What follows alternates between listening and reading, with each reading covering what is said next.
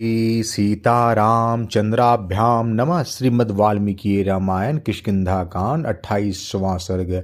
श्री राम के द्वारा वर्षा ऋतु का वर्णन। इस प्रकार वाली का वध और सुग्रीव का राज्याभिषेक करने के अनंतर माल्यवान पर्वत के पृष्ठभाग में निवास करते हुए श्री रामचंद्र जी लक्ष्मण से कहने लगे, सुमित्रानंदन, अब यह जल की प्राप्ति कराने वाला वह प्रसिद्ध वर्षा काल आ गया।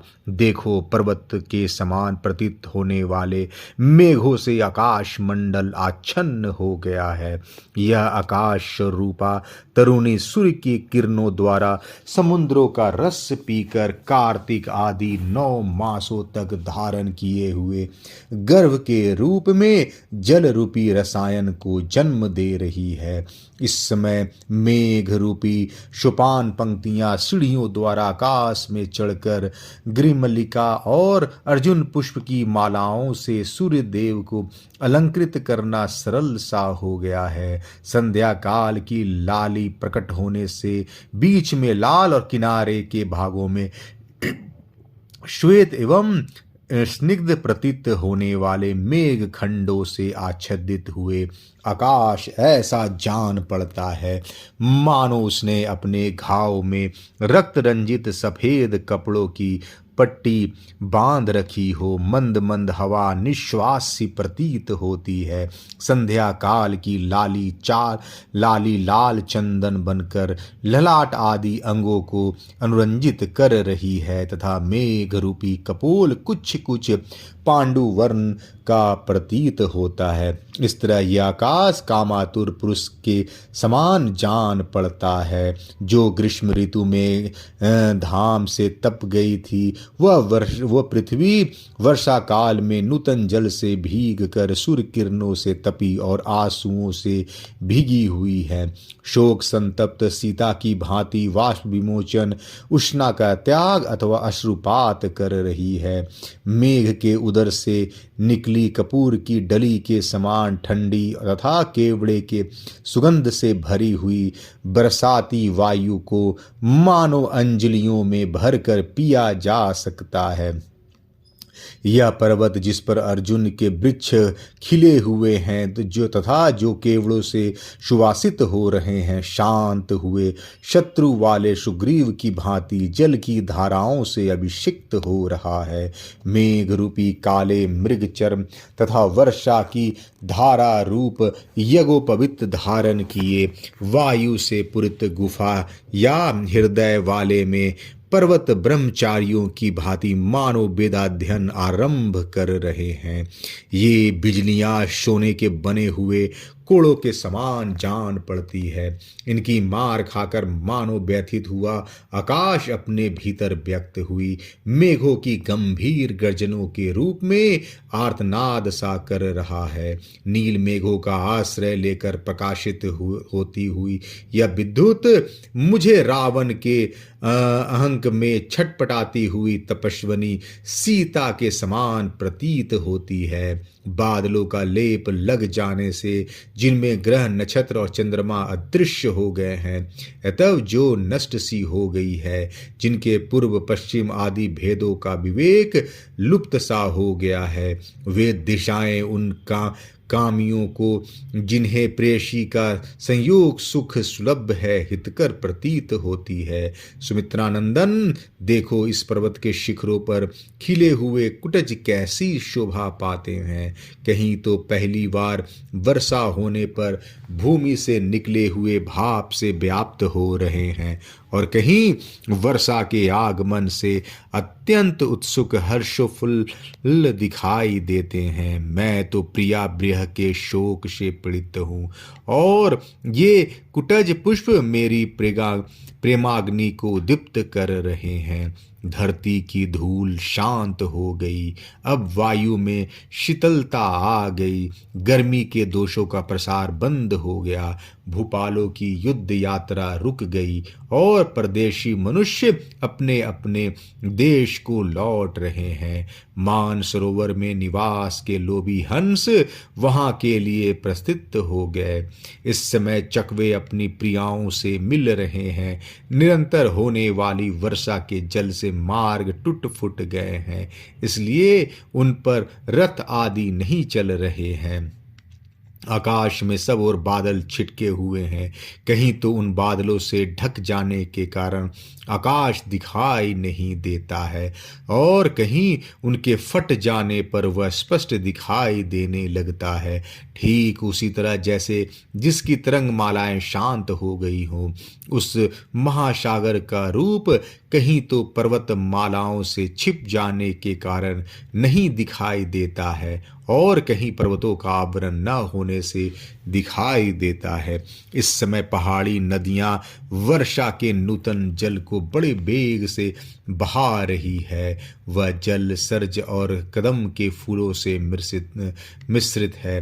पर्वत के गेरू आदि धातुओं से लाल रंग सा का हो गया है, तथा मयूरों की केका ध्वनि उस जल के कलकलानाद का अनुसरण कर रही है।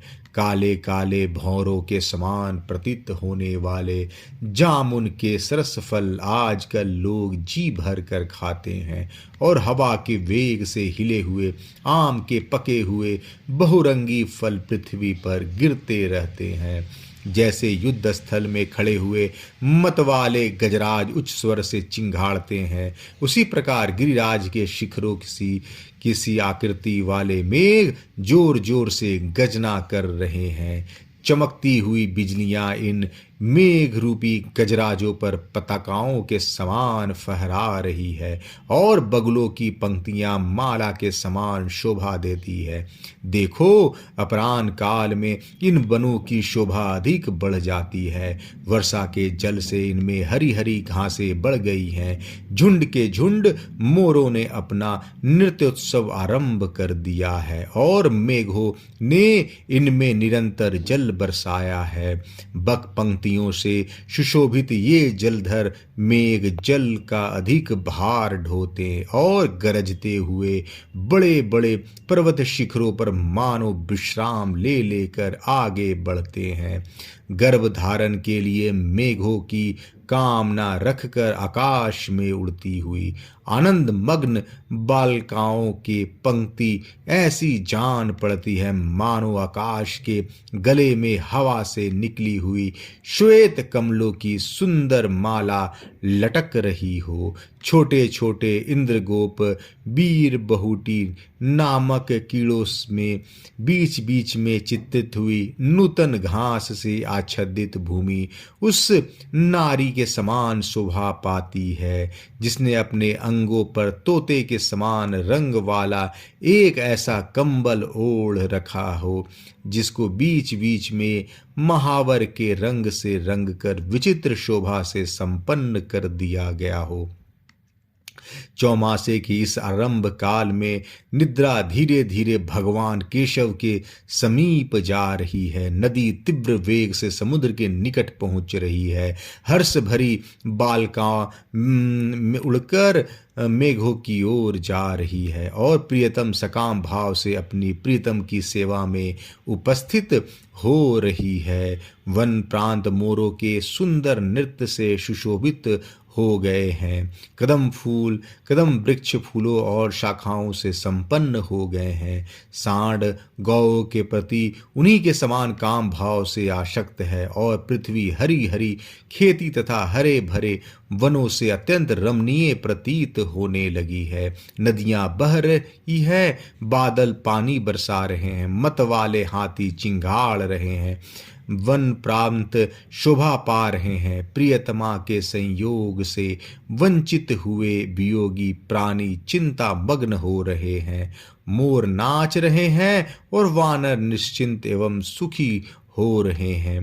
वन के झरनों के समीप क्रीड़ा से उल्लसित हुए मद वर्षी गजराज केवड़े के फूल की सुगंध को सूंघकर मत वाले हो उठे हैं और झरने के जल के गिरने से जो शब्द होता है उससे आकुल हो ये मोरों के बोलने के साथ साथ स्वयं भी गर्जना करते हैं।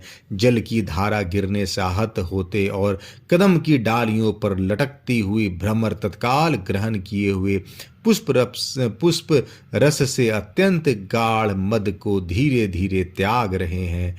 कोयलों की चूर्ण राशि के समान काले और प्रचुर रस से भरे हुए बड़े से बड़े फलों से लदी हुई जामुन वृक्ष की शाखाएं ऐसी जान पड़ती है मानो भ्रमरों के समुदाय उनमें सटकर उनके रस पी रहे हैं। विद्युत रूपी पताकाओं से अलंकृत एवं जोर जोर से गंभीर गर्जना करने वाले इन बादलों के रूप युद्ध के लिए उत्सुक हुए गजराजों के समान प्रतीत होता है। पर्वतीय वनों में विचरण करने वाला तथा अपने प्रतिद्वंदी के साथ युद्ध की इच्छा रखने वाला मदमत गजराज जो अपने मार्ग का अनुसरण करके आगे बढ़ जा रहा था, पीछे से मेघ की गर्जना सुनकर प्रतिपक्षी हाथी के गर्जन की आशंका करके सहसा पीछे को लौट पड़ा। कहीं भ्रमरों के समूह गीत गा रहे हैं, कहीं मोर नाच रहे हैं और कहीं गजराज मदमत होकर विचर रहे हैं। इस प्रकार वे वन प्रांत अनेक भावों के आश्रय बनकर शोभा पा रहे हैं। कदम सर्ज अर्जुन और स्थल कमल से संपन्न वन के भीतरी भूमि मधु जल से परिपूर्ण हो मोरों के मदयुक्त कलरवों और नृत्यों से उपलक्षित होकर आपन भूमि मधुशाला के समान प्रतीत होती है। आकाश से गिरता हुआ मोती के समान स्वच्छ एवं निर्मल जल पत्तों के दोनों में संचित हुआ देख प्यासे पक्षी पपीहे हर्ष से भरकर देवराज इंद्र को दिए हुए उस जल को पीते हैं। वर्षा से भीग जाने के कारण उनकी पांखें विविध रंग की दिखाई देती है। भ्रमर रूपी वीणा की मधुर झंकार हो रही है। मेढकों की आवाज कंठताल सी जान पड़ती है। मेघों की गर्जना के रूप में मृदंग बज रहे हैं। इस प्रकार वनों में संगीतोत्सव का आरंभ सा हो रहा है। विशाल पंख रूपी आभूषणों से विभूषित मोर वनों में कहीं नाच रहे हैं, कहीं जोर जोर से मीठी बोली बोल रहे हैं और कहीं वृक्षों की शाखाओं पर अपने सारे शरीर का बोझ डालकर बैठे हुए हैं। इस प्रकार उन्होंने संगीत नाच गान का आयोजन सा कर रखा है। मेघों की गर्जना सुनकर चीरकाल से रोकी हुई निंद्रा को त्याग कर जागे हुए अनेक प्रकार के रूप आकार वर्ण और बोली वाले मेढक नूतन जल की धारा से अभिहत होकर जोर जोर से बोल रहे हैं। कामातुर युवतियों की भांति दर्प भरी नदियां अपने वक्ष पर उरोजों के स्थान में चक्रवाकों को वहन करती हैं और मर्यादा रखने वाले जीर्ण शीर्ण कुल कगारों को तोड़ फोड़ एवं दूर बहाकर नूतन पुष्प आदि के उपहार से पूर्ण भोग के लिए सादर स्वीकृत अपने स्वामी समुद्र के समीप बेग फूल पूर्वक चली जा रही है। नीले मेघों के में सटे हुए नूतन जल से परिपूर्ण नील मेघ ऐसे प्रतीत होते हैं मानो दावानल से जले हुए पर्वतों में दावानल से दग्ध हुए दूसरे पर्वत बदमूल होकर सट गए हो। जहां मतवाले घोर कलनाद कर रहे हैं, जहां की हरी हरी घासें वीर बहुटियों के समुदाय से व्याप्त हो रहा है तथा जो निप और अर्जुन वृक्षों के फूलों की सुगंध से सुवासित है, उन पर रमणीय वन प्रांतों में बहुत से हाथी विचरा करते हैं। भ्रमरों के समुदाय नूतन जल की धारा से नष्ट हुए केसर वाले कमल पुष्पों को तुरंत त्याग कर केसर शोभित नवीन कदम पुष्पों का रस बड़े हर्ष के साथ पी रहे हैं। गजेंद्र हाथी मतवाले हो रहे हैं, गवेंद्र वृषभ आनंद में मग्न हैं, मृगेंद्र सिंह वनों में अत्यंत पराक्रम प्रकट करते हैं, नगेंद्र बड़े बड़े पर्वत रमणीय दिखाई देते हैं, नरेंद्र राजा लोग मौन हैं, युद्ध विषयक उत्साह छोड़ बैठे हैं और सुरेंद्र इंद्रदेव जलधारा के साथ क्रीड़ा कर रहे हैं। आकाश में लटके हुए मेघ अपने गर्जना से समुद्र के कोलाहल को तिरस्कृत करते अपने जल के महान प्रवाह से नदी, तालाब, सरोवर, बावली तथा समूची पृथ्वी को आप्लावित कर रहे हैं। बड़े वेग से वर्षा हो रही है, जोरों की हवा चल रही है और नदियां अपने कगारों को काटकर अत्यंत तीव्र गति से जल बहा रही है। उन्होंने मार्ग रोक दिए हैं। जैसे मनुष्य जल के कलशों से नरेशों का अभिषेक करते हैं, उसी प्रकार इंद्र के दिए हुए और वायुदेव द्वारा लाए गए मेघ रूपी जल कलशों से जिनका अभिषेक हो रहा है, वे पर्वतराज अपने निर्मल रूप तथा शोभा संपत्ति का दर्शन सा करा रहे हैं। मेघों की घटा से समस्त आकाश आच्छादित हो गया है। न रात में तारे दिखाई देते हैं, न दिन में सूर्य। नूतन जल राशि पाकर पृथ्वी पूर्ण तृप्त हो गई है। दिशाएं अंधकार से आच्छन्न हो रही हैं, अतः प्रकाशित नहीं होती है। उनका स्पष्ट ज्ञान नहीं हो पाता है। जल की धाराओं से घुले हुए पर्वतों के विशाल शिखर मोतियों के लटके हुए हारों के भांति एवं बहुसंख्यक झरनों के कारण अधिक शोभा पाते हैं। पर्वतीय प्रस्तर खंडों पर गिरने से जिनका वेग टूट गया है, वे श्रेष्ठ पर्वतों के बहुत तेरे झरने मयूरों की बोली सी गूंजती हुई गुफा में टूट कर बिखरे हुए मोतियों के हार के समान प्रतीत होती है। जिनके वेग शीघ्रगामी हैं, जिनकी संख्या अधिक है, जिन्होंने पर्वतीय शिखरों के निम्न प्रदेशों को धोकर स्वच्छ बना दिया है तथा जो देखने में मुक्त मालाओं के समान प्रतीत होते हैं। पर्वतों के उस झरने पर झरनों की बड़ी बड़ी गुफाएं अपनी गोद में धारण कर लेती हैं। शुरत कीड़ा के समय होने वाले अंगों के आमर्दन से टूटे हुए दिवंगनाओं के मौतिक हारों के समान प्रतीत होने वाली जल की अनुपम धाराएं संपूर्ण दिशाओं में सब ओर से गिर रही है। पक्षी अपने घोंसलों में छिप रहे हैं, कमल संकुचित हो रहे हैं और मालती खिलने लगी है। ऐसे जान पड़ता है कि सूर्य देव अस्त हो गए हैं। राजाओं की युद्ध यात्रा रुक गई। उपस्थित हुई सेना में भी रास्ते में ही पड़ाव डाले पड़ी है। वर्षा के जल ने राजाओं के वैर शांत कर दिए हैं और मार्ग भी रोक दिए हैं। इस प्रकार वैर और मार्ग दोनों की एक सी अवस्था कर दी है। भादों का महीना आ गया। यह वेदों के स्वाध्याय की इच्छा रखने वाले ब्राह्मणों के लिए उपाक्रम का समय उपस्थित हुआ। समगान करने वाले विद्वानों के स्वाध्याय का भी यही समय है। कौशल देश के राजा भरत ने 4 महीने के लिए आवश्यक वस्तुओं का संग्रह करके गत आषाढ़ की पूर्णिमा को निश्चय ही किसी उत्तम व्रत की दीक्षा ली होगी। मुझे वन की ओर आते देख जिस प्रकार अयोध्यापुरी के लोगों का आर्तनाद बढ़ गया, उसी प्रकार उस समय वर्षा के जल से परिपूर्ण हुई सरयू नदी का वेग अवश्य ही बढ़ रहा होगा।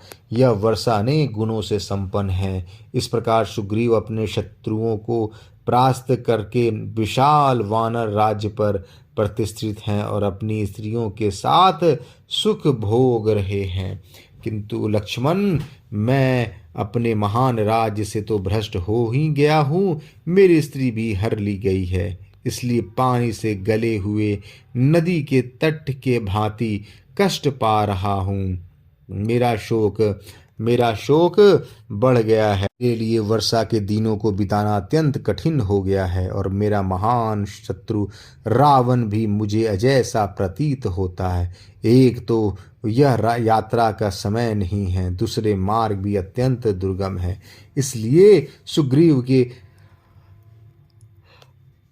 नतमस्तक होने पर भी मैंने उससे कुछ कहा नहीं है। वानर सुग्रीव बहुत दिनों से कष्ट भोगते थे और दीर्घ काल के पश्चात अब अपनी पत्नी से मिले हैं। इधर मेरा कार्य बड़ा भारी है, थोड़े दिनों में सिद्ध होने वाला नहीं है, इसलिए मैं इस समय उनसे कुछ कहना नहीं चाहता हूँ।